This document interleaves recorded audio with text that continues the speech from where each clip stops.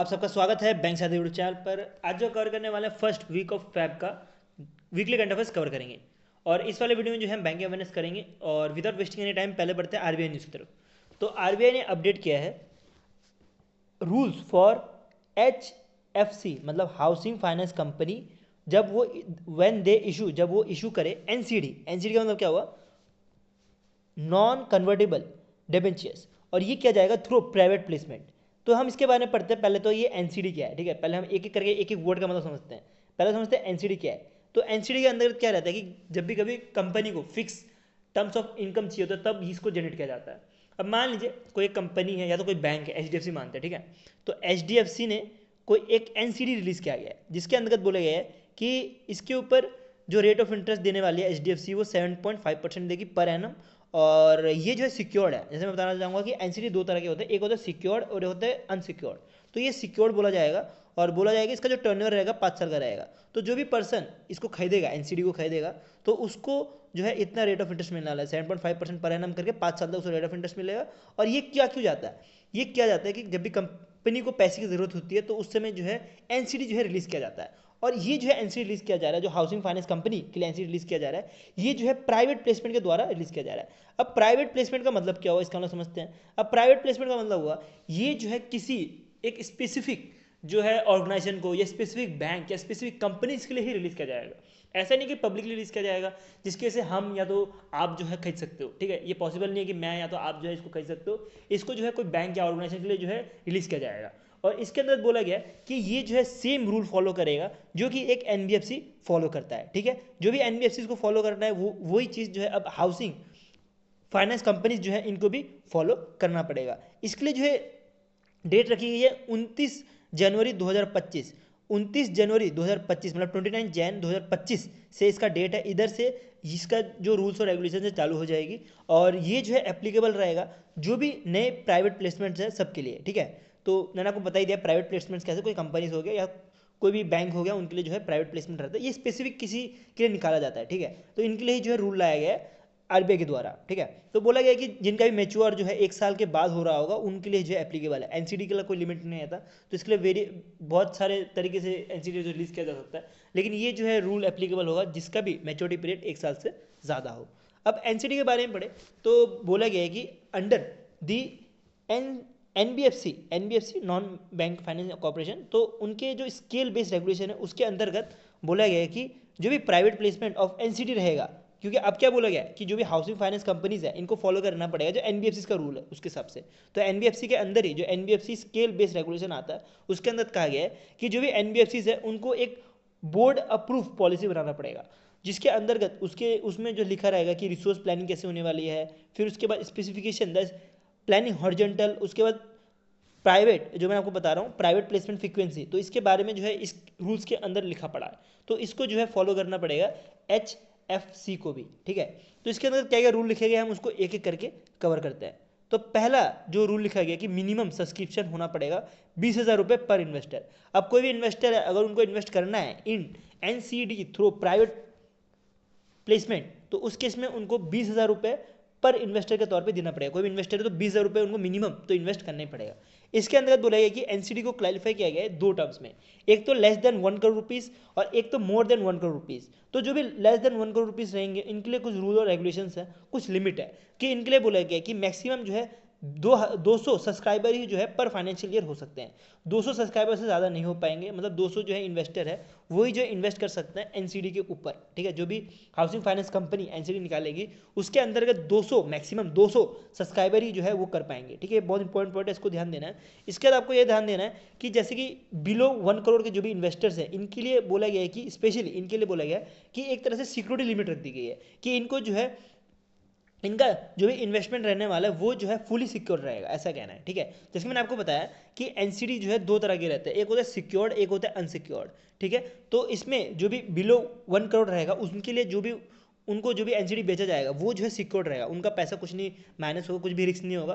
तो रिस्क नहीं होगा तो उसमें रेट ऑफ इंटरेस्ट भी कम मिलेगा। और 1 करोड़ से जो भी इन्वेस्टर ज़्यादा होंगे उनका जो है अनसिक्योर्ड रहेगा और उनमें जो है रेट ऑफ इंटरेस्ट भी ज़्यादा मिलेंगे, ठीक है। तो ऐसा कुछ कहना है आरबीआई का। अब एनसीडी के बारे में हम देखें तो ये एक तरह से क्या है, मैंने आपको ऑलरेडी बताया, ये एक तरह से फिक्स इनकम फाइनेंशियल इंस्ट्रूमेंट है जो कि बैंक इशू करता है, बैंक नहीं सॉरी कंपनीज जो है इशू करती है, और ये जो है किया जाता है to raise long term fund के लिए राइज किया जाता है। और ये कन्वर्टेबल जो डन कन्वर्टेबल है, जिसकी वजह से इसको जो है इक्विटी में कन्वर्ट नहीं कर सकते, ठीक है, इक्विटी शेयर में कन्वर्ट नहीं किया जा सकता, और ये चीज़ आपको ध्यान देना है, कन्वर्टेबल जो रहता है वो इक्विटी शेयर में कन्वर्ट किया जा सकता है। नेक्स्ट कंट्रोवर्सी बढ़ते हैं, तो नेक्स्ट कंट्रोवर्सी आ रहा है कि आरबीआई ने लॉन्च किया है regulatory sandbox to test on tap application facility, और ये किया गया under the theme of retail payment, ठीक है। तो इसके अंतर्गत जो है सिलेक्ट किया गया है extero India technology private Limited को, जो कि चेन्नई बेस्ड है, कि ये जो है ऑन टेप एप्लीकेशन फैसिलिटी के तौर पे इनका जो भी एप्लीकेशन है उसको यूज़ किया जाएगा, और आरबीआई का जो सॉफ्टवेयर है उधर यूज़ किया जाएगा, ठीक है। तो इसके ऊपर पूरी की पूरी टेस्टिंग होगी, उसके बाद जो है आरबीआई जो है बैंक्स को जो है अलाउ करेगा, या तो आरबीआई जो है खुद इसको यूज़ करेगा। तो जो ये रेगुलेटरी सैंडबॉक्स है ये आरबीआई ने रिलीज़ किया है, आरबीआई का एक फ्रेमवर्क है जिसके अंतर्गत जो भी फिनटेक कंपनीज है, बैंक है या फाइनेंशियल इंस्टीट्यूट है, वो अपना जो भी प्रोडक्ट या सर्विस है वो टेस्ट करना चाहे तो वो आरबीआई के सिस्टम में जो है टेस्ट कर सकते हैं। अभी के टाइम पे जो चल रहा है वो ऑन टैप एप्लीकेशन फैसिलिटी चल रहा है, इससे पहले जो चल रहा था वो कोरेंट बेस्ड रेगुलेटरी सैंडबॉक्स के तौर पे चल रहा था, जिसमें पहले जो भी कंपनी वो पहले अप्लाई करती थी, उसके बाद उनको जो है स्पेसिफिक पीरियड के लिए जो है एप्लीकेशन जो है यूज़ करने मिलता था। बट अब ऐसा नहीं है, अब जो है वो ऑन टैप रहेगा, वो कंपनी जब भी चाहे वो अपना जो भी सॉफ्टवेयर है या जो भी उनका सॉल्यूशन है, पेमेंट सॉल्यूशन है, वो यूज़ करना चाहे तो वो कर सकती है एज अ टेस्ट फेज के तौर पे, ठीक है। तो एज अ टेस्ट फेज के तौर पे अब जो एक्स्ट्रो इंडिया टेक्नोलॉजी है ये जो है अपना ऑफलाइन डिजिटल पेमेंट सॉल्यूशन जो है यूज़ करने वाली है by using distributed lender technology के द्वारा, और उसके साथ ही जो biometric authentication for card to card या कार्ड टू फोन ट्रांजेक्शन, ये सब कुछ जो है चेक करेगी जो आरबीआई का जो सैंडबॉक्स है यहाँ पे, और जिसके से ये देखेगी भी कि इनका जो भी प्रोडक्ट है आरबीआई का कंप्लायंस है कि नहीं, तो ये सब देखा जाएगा।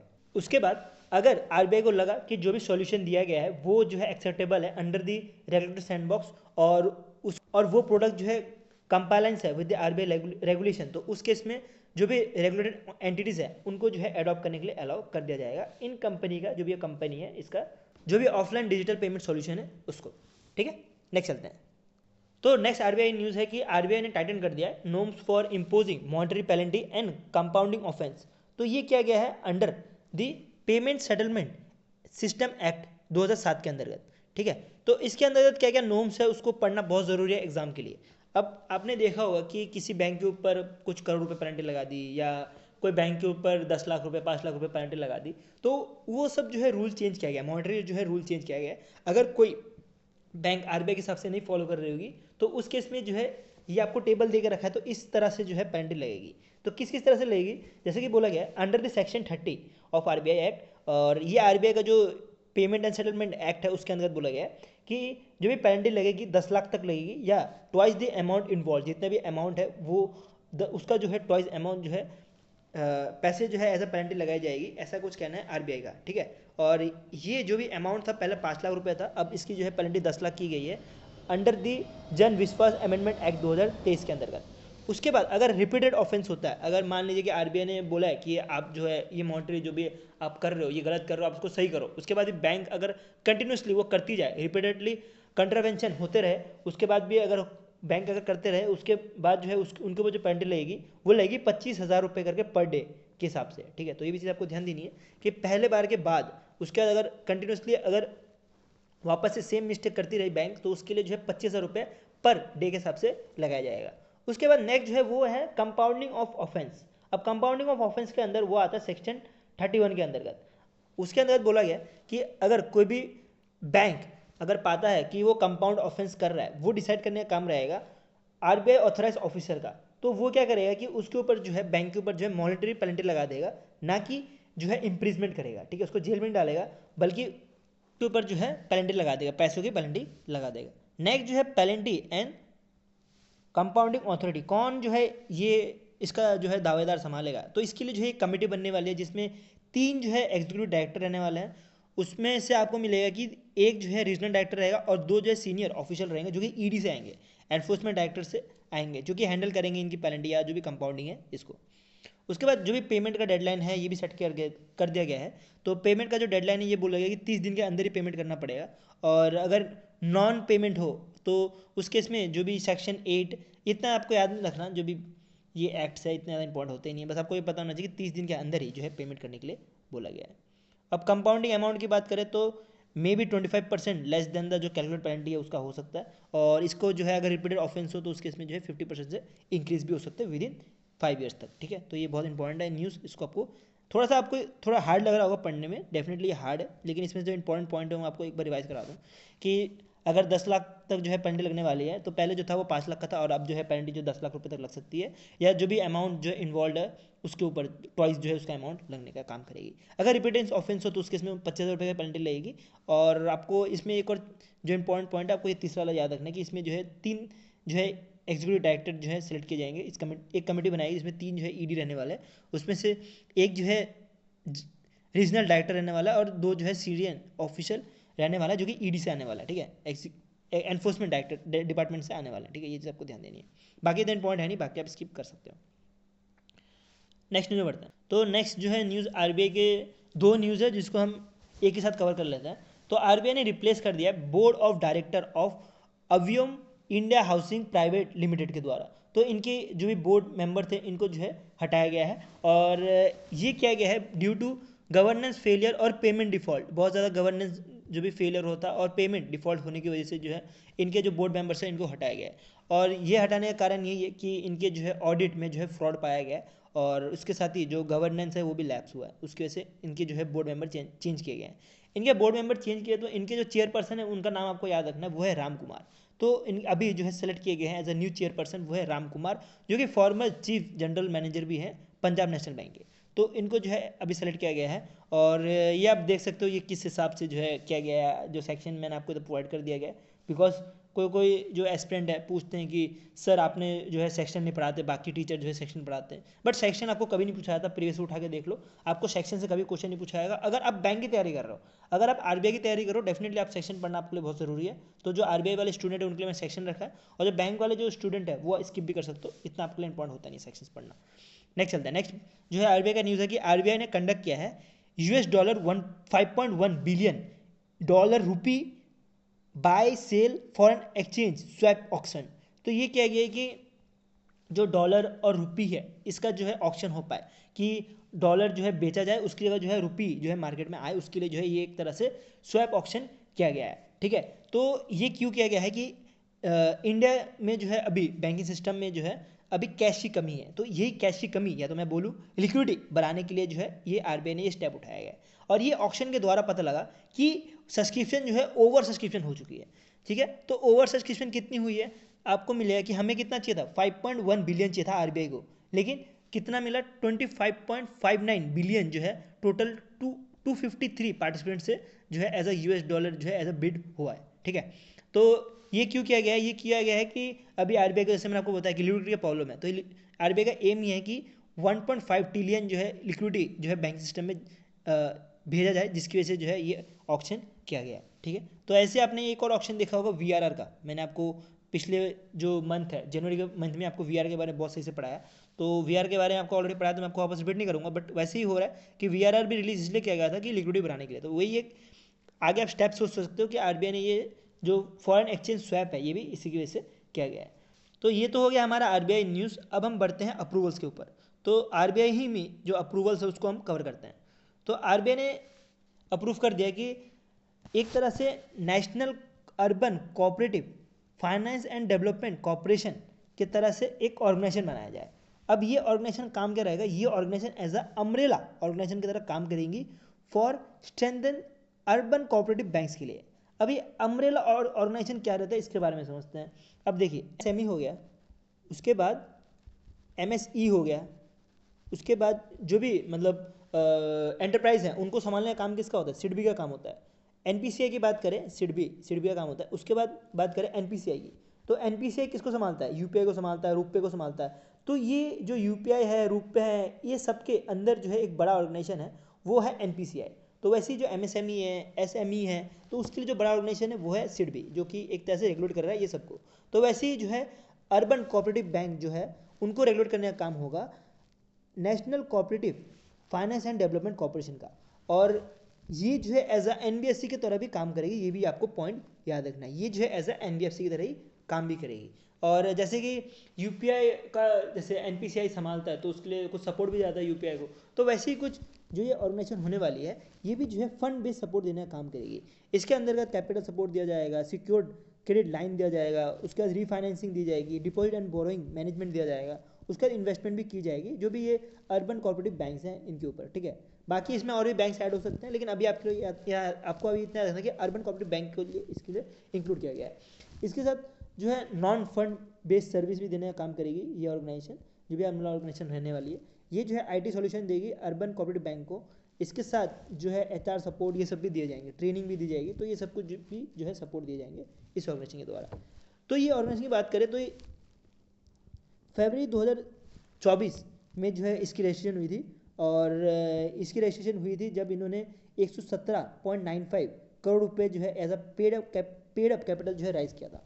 तो ये as a self regulatory organisation की तरह से जो है काम करने के लिए यूसीबी मतलब कि अर्बन कोऑपरेटिव बैंक के लिए जो है as a self regulatory organisation के तौर पे काम करने के लिए आरबीआई का अप्रूवल मिला था। और बाद में ये कहना था कि 30 करोड़ का जो है पेड अप कैपिटल कर देंगे 7 फरवरी 2025 से, ठीक है। तो इस साल जो है इन्होंने 30 करोड़ रुपए कर दिए, 300 करोड़ रुपए कर दिया गया, और पहले जो था इनका पेड अप कैपिटल 117 था। इतना आपको ध्यान नहीं देना, आपको याद रखना है कि ये जो ऑर्गेनाइजेशन है NUCFDC, ये जो है as a self regulatory organisation की तरह सेट किया गया है फॉर अर्बन कोऑपरेटिव बैंक के लिए, ठीक है। तो इसे आपको ध्यान देना। और ये जो है एज अ अम्ब्रेला ऑर्गेनाइजेशन है। अम्ब्रेला ऑर्गेनाइजेशन में आपको ऑलरेडी बता दिया कि इसके अंदर बहुत सारे ऑर्गेनाइजेशन और होंगे और उनको जो है कंट्रोल करने का काम होगा NUCFDC का, ठीक है। तो ये एज अ NBFC भी काम करेगी, ठीक है। ये भी आपको पॉइंट ध्यान देना है। नेक्स्ट आरबीआई का अप्रूवल की तरफ बढ़े तो आरबीआई ने बोला है कि ये मुंबई बेस्ड जो RMBS डेवलपमेंट कंपनी लिमिटेड है, इनको जो है आरबीआई से रजिस्ट्रेशन ऑफ सर्टिफिकेट मिला है। और ये रजिस्ट्रेशन ऑफ सर्टिफिकेट इसलिए मिला है कि जो भी इंडिया का जो हाउसिंग सेक्टर है, हाउसिंग फाइनेंस सेक्टर है, उसको और बढ़ावा देने के लिए, ठीक है। और इसके अंतर्गत बोला गया कि ये as a paid up capital देने का काम करेंगी 500 करोड़ का, और इनका जो है ऑपरेशन मार्च 2025 चालू होगा, ठीक है। तो अभी इनका चालू नहीं है, इनको अभी लाइसेंस मिल गया और मार्च 2025 से जो है इनका कार्यकाल चालू होगा।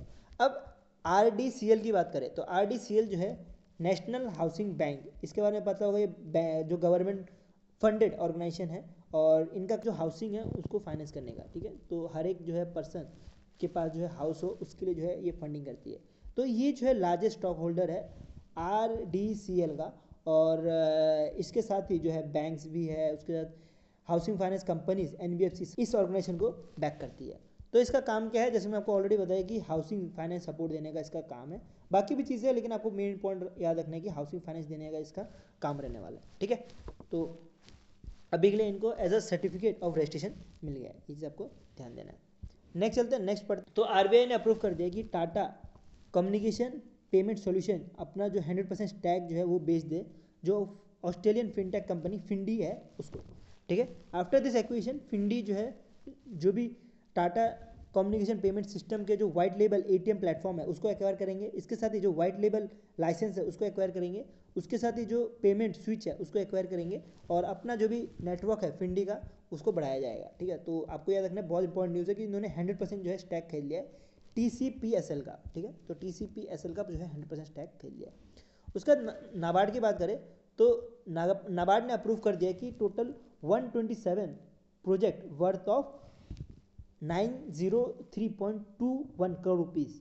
तो इतना महंगा प्रोजेक्ट जो है हिमाचल प्रदेश के लिए अप्रूव किया गया है बाय नाबार्ड। और ये ध्यान देना, इसमें आप देख सकते हो मैंने इधर आपको इंडिविजुअली जो है सारे अमाउंट बताया कि किसके लिए जो है कितना पैसे खर्चे होने वाले हैं, बट आपको इतने इसमें ध्यान नहीं देना। बस आपको ये पता होना चाहिए कि नाबार्ड जो है टोटल 127 प्रोजेक्ट्स के लिए कुछ 903 करोड़ के आसपास जो है पैसे देने वाला है। नेक्स्ट चलते हैं, लॉन्चेस कवर करते हैं। तो सेबी की बात करें तो सेबी ने लॉन्च किया एक integrated SEBI portal for technical glitches. अगर कुछ भी टेक्निकल ग्लिचेस होते हैं सेबी के वेबसाइट में या सेबी की तरफ से, तो उसके लिए जो है रिपोर्ट करने के लिए जो है ये पोर्टल बनाया जिसका नाम है iSpot, जिसके अंतर्गत ये पोर्टल अलाउ करता है जो भी स्टॉक एक्सचेंज है या अदर मार्केट इंफ्रास्ट्रक्चर इंस्टीट्यूट्स है वो अपना preliminary and final root cause analysis report जो है टेक्निकल ग्लिचेस के साथ वो इस पोर्टल में जो है सबमिट कर सकते हैं, ठीक है। तो अगर स्टॉक एक्सचेंज में कुछ भी प्रॉब्लम होती है, टेक्निकल ग्लिचेस होते हैं, तो उस केस में जो है iSpot पे जो है सबमिट कर सकते हैं, ठीक, जो कि सेबी ने खुद डेवलप किया है। अब पूरा बैंकिंग के जो है लॉन्चेस पढ़ते हैं, बैंकिंग और फाइनेंशियल इंस्टीट्यूट्स। तो कैनरा बैंक ने लॉन्च किया कैनरा क्रस्ट प्रोग्राम। तो ये जो है लॉन्च किया गया जो भी हाई वर्थ प्रीमियम इंडिविजुअल्स हैं उनके लिए, ठीक है। तो ये प्रोग्राम उनके लिए लॉन्च किया गया कि अंतर्गत जो है इनको लॉज की एक्सेस दी जाएगी, फिर डिनर के रिवॉर्ड दिए जाएंगे। अब हाई नेटवर्थ के लिए, अमीर लोगों के लिए लॉन्च किया जा रहा है, तब भी इनको रिवॉर्ड दिया जा रहा है। उसके साथ जो है लग्जरी जो है स्टे और फिटनेस मेंबरशिप सबके लिए जो है लॉन्च किया गया है।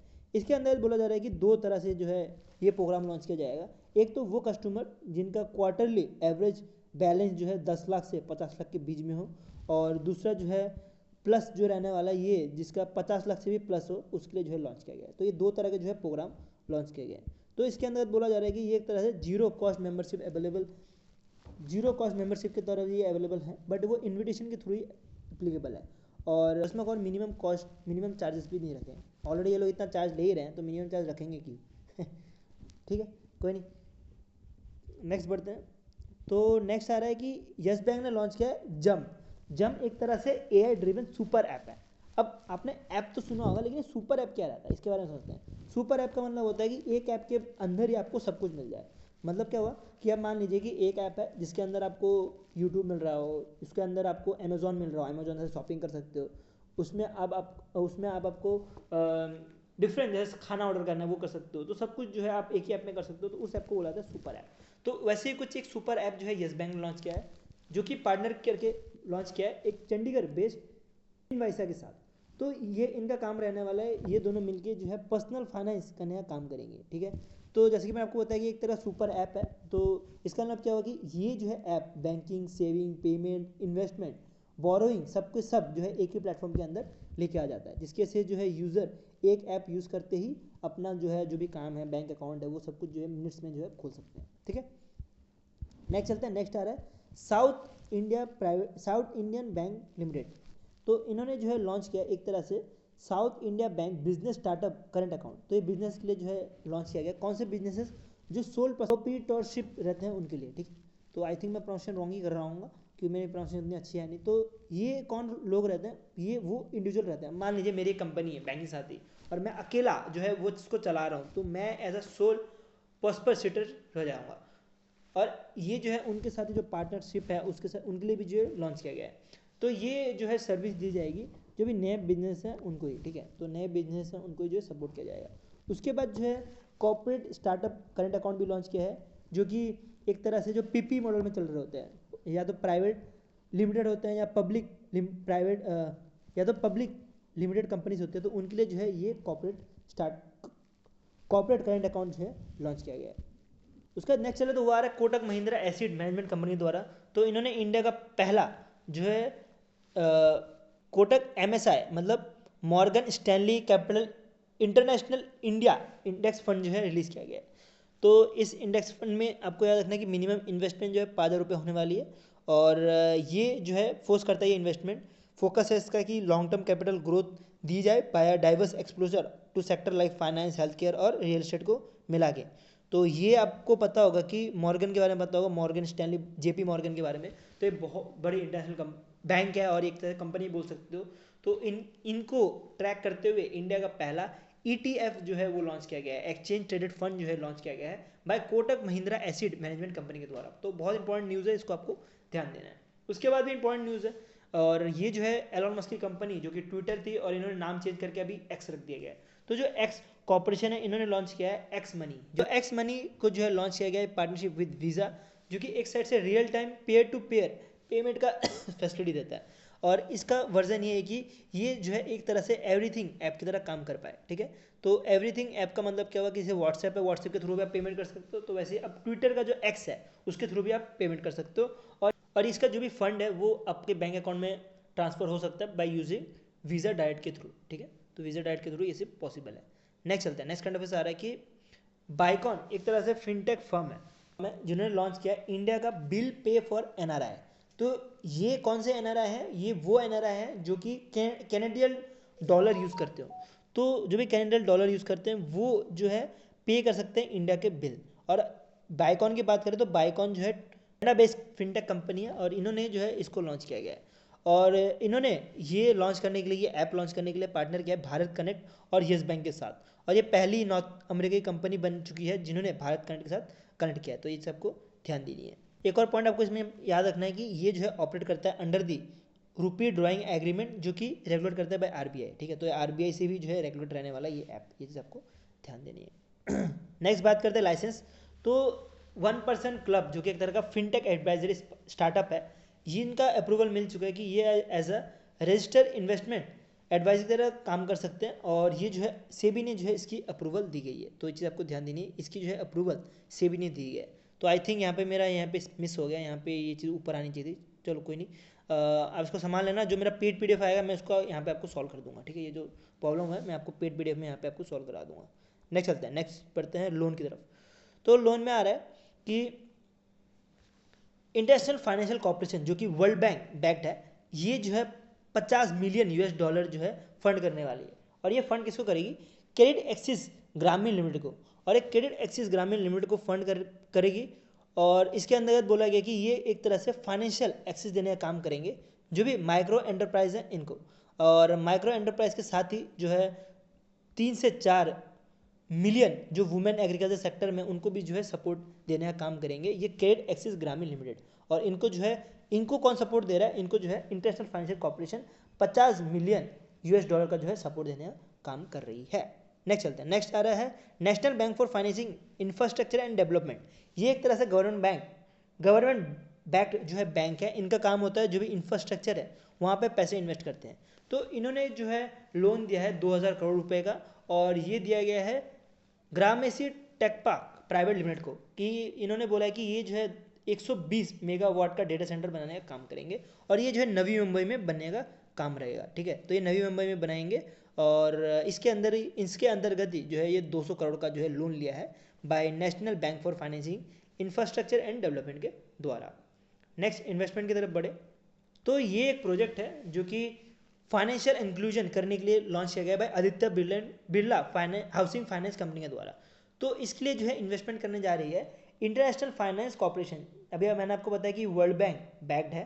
तो ये जो है कुछ 830 करोड़ रुपए देने का काम करेगी आदित्य बिरला हाउसिंग फाइनेंस को, कि ये पैसा यूज़ करके एनसीडी, जो मैंने आपको अभी बताया ना एनसीडी, तो ये एनसीडी के द्वारा जो है ये उठाया जाएगा। और इसके अंतर्गत बोला जा रहा है कि ये जो है फाइनेंशियल इंक्लूजन करेगा, जिसके अंतर्गत इसके अंतर्गत जो भी फंड है उसको यूटिलाइज किया जाए to offer housing loan to low and medium जो इनकम ग्रुप है उनको, उसके साथ जो भी वुमेन है उनको भी, कि वुमेन को भी जो है एज अ ओनरशिप मिल पाए हाउस का। तो इसी के लिए जो है Aditya Birla housing finance company ने जो है ये लोन उठाया है। नेक्स्ट चलते हैं, नेक्स्ट अदर इन न्यूज़, जो कि बहुत पॉइंट है और ये जो है लास्ट न्यूज़ है हमारे वीकली करंट अफेयर्स का। तो एनपीसीआई ने एनफोर्स किया new rule for the UPI transaction, जिसके अंतर्गत बोला गया कि कोई भी कैरेक्टर रहता है यूपीआई के अंदर, जैसे कि @ जीमेल, या आप डॉलर का सिग्नेचर देख सकते हो, फिर परसेंटेज, ऐसा कोई स्पेशल कैरेक्टर जो है नहीं रहेगा। अब से जो है ऐसा स्पेशल कैरेक्टर नहीं रहेगा। तो ये सारे कैरेक्टर को रिजेक्ट किया गया है और इसके अंतर्गत बोला है कि सिर्फ जो है अल्फा न्यूमेरिक कैरेक्टर्स ही रहेंगे। तो इसका एक छोटा सा एग्जांपल ले सकते हो, जैसे कि मेरा नाम क्या है हीरक, तो मेरी यूपीआई आईडी देखोगे तो आपको मिलेगा हीरक @OKSBI ऐसे करके आता है। ठीक है, जीपे में। लेकिन अब जो है ये @ हट जाएगा और इसकी जगह पे डॉट आ सकता है। ठीक है, तो हीरक .OKSBI ऐसे करके आना पड़ेगा। और अब जो है अब से आपको @ कोई भी यूपीआई आईडी में नहीं दिखेगा। और ये जो है रूल चेंज किया गया है 1 फरवरी 2025 से। तो 1 फरवरी 2025 से ये इसके जो है रूल चेंज किए गए हैं। और अगर कोई कंपनी अगर यूज़ कर भी रहे होंगे @ या कोई भी स्पेशल कैरेक्टर, तो उनको जो है एनपीएससी का रूल फॉलो करते हुए इनको भी जो है ये रूल चेंजेस करने पड़ेंगे। और ये जो भी रूल और रेगुलेशन लाया गया, ये यूपीआई का जो टेक्निकल स्टैंडर्ड इंट्रोड्यूस किया गया था मार्च 2024 में, उसके अंतर्गत ही लाया गया है। इसके अंदर जो भी बैंक है, पेमेंट सर्विस प्रोवाइडर है, उसका जो थर्ड पार्टी ऐप्स है उनको अपना सिस्टम जो है अपडेट करना पड़ेगा। और जो भी बिफोर द एनफोर्समेंट डेट बोला गया, मतलब 1 फरवरी तो चला गया, तो 1 फरवरी 2025 से अब आपको जो भी आईडी मिलेंगी वो विदाउट @ विदाउट हैश ऐसे करके मिलने वाली यूपीआई आईडी। ठीक है, तो ये बहुत इंपॉर्टेंट न्यूज़ था जो कि आपको ध्यान देना है और एग्जाम में यहाँ से क्वेश्चन भर भी सकता है। सो मैं होप करता हूँ जो मैंने आपको समझाया आपको समझ आया। सो अभी के लिए हम वीडियो इतने रखते हैं, और वीडियो अच्छा लगा तो लाइक कर देना। और इस वीडियो में लाइक का एम रखते हैं 10 लाइक का। ठीक है, तो अगर 10 लाइक हो गए तो इसके बाद हम जो है नेशनल अफेयर्स जो है इसी वाले चैनल में हम आपको अपलोड करवा देंगे। अगर आपको इसका पीडीएफ चाहिए तो आप मेरे टेलीग्राम ग्रुप से डाउनलोड कर सकते हो, लिंक इन द डिस्क्रिप्शन। और वीडियो शेयर कर देना। अभी वीडियो हम इतने रखते हैं। Thank you for watching this video.